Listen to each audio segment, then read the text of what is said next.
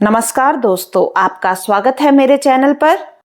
तुलसी विवाह कार्तिक शुक्ल पक्ष की द्वादशी तिथि को मनाया जाता है, जिसमें माता तुलसी और भगवान शालिग्राम का विवाह कराया जाता है।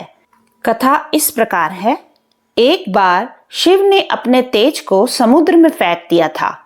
उससे एक महातेजस्वी बालक ने जन्म लिया। यह बालक आगे चलकर जालंधर के नाम से पराक्रमी दैत्य राजा बना। इसकी राजधानी का नाम जालंधर नगरी था।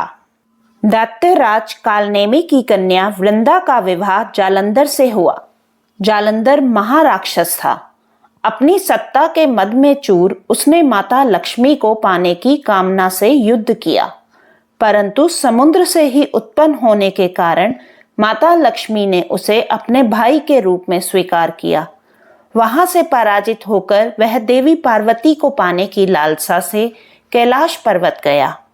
भगवान देव आदिदेव शिव का ही रूप धरकर माता पार्वती के समीप गया, परंतु मां ने अपने योग बल से उसे तुरंत पहचान लिया तथा वहां से अंतर्ध्यान हो गईं। देवी पार्वती ने क्रुद्ध होकर सारा वृतांत भगवान विष्णु को सुनाया। जालंधर की पत्नी वृंदा अत्यंत पतिव्रता स्त्री थी।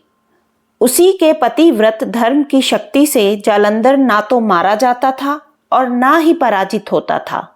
इसलिए जालंधर का नाश करने के लिए वृंदा के पतिव्रत धर्म को भंग करना बहुत आवश्यक था। इसी कारण भगवान विष्णु ऋषि का वेश धारण कर वन में जा पहुंचे, जहां वृंदा अकेली भ्रमण कर रही थी। भगवान के साथ दो मायावी राक्षस भी थे, जिन्हें देखकर वृंदा भयभीत हो गई। ऋषि ने वृंदा के सामने पल में दोनों को भस्म कर दिया।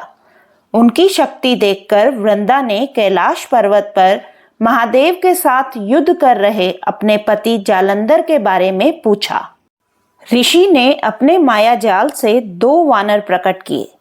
एक वानर के हाथ में जालंधर का सिर था तथा दूसरे के हाथ में धड़।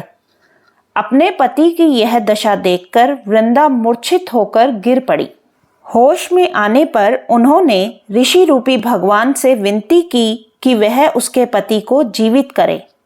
भगवान ने अपनी माया से पुनः जालंधर का सिर धड़ से जोड़ दिया, परंतु वह स्वयं भी उसी शरीर में प्रवेश कर गए।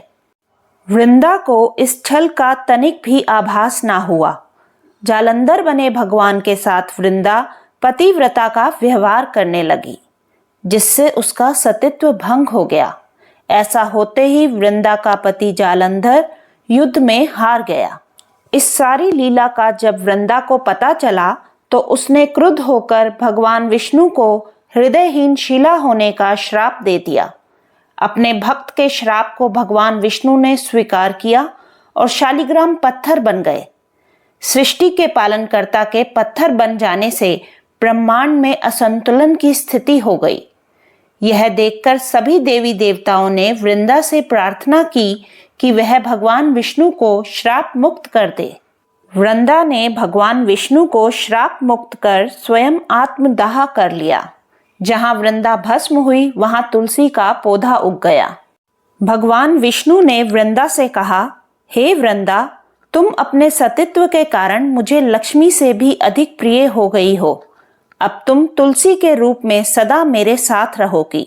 तब से हर साल कार्तिक महीने के देव उठनी एकादशी के दिन तुलसी विवाह की तैयारी शुरू की जाती है और उसके अगले दिन द्वादशी तिथि को तुलसी विवाह संपन्न कराया जाता है।